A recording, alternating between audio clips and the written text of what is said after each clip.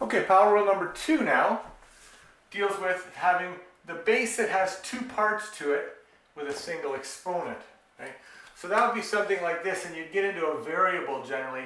So you'd have 3 to the x and a single exponent like 4. Okay?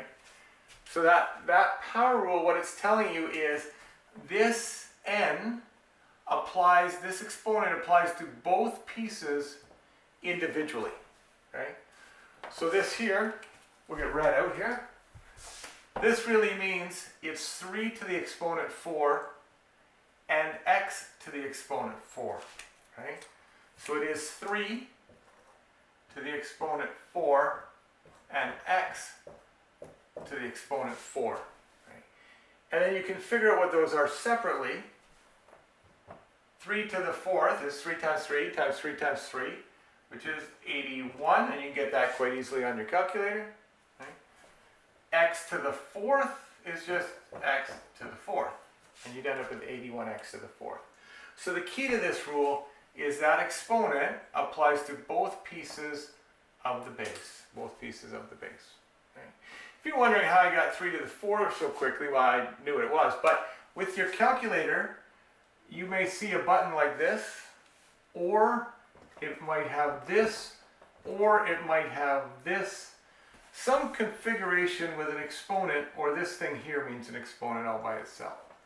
So if you have one of these buttons, ooh, that's messy, you can just literally plug into your calculator 3, the exponent key, 4, the equal sign, and you will come up with the answer of 81. So make sure you're used to using the exponent key button on your calculator, and it'll come up with the answers that you want. Now, because x is a variable, we have to leave it as x to the 4th, because x is not a number that we can calculate.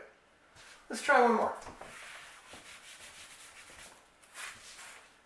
Let's say we had, in brackets, let's say we had 2 y cubed, and this time we'll go to the 5th power.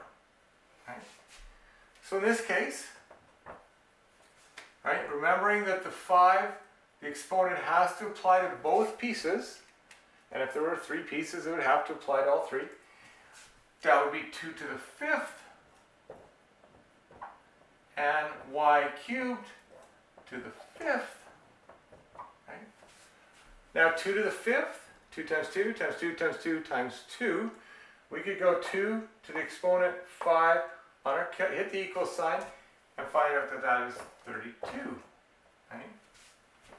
And then y, well, using the previous power rule, using power rule number 1 from the last video, we know when we have 2 exponents together, we multiply them. 3 times 5 is 15. So you'd end up with an answer of 32 y to the 15. Okay? So that's how it ends up. Okay? We'll see you for power rule number 3 shortly.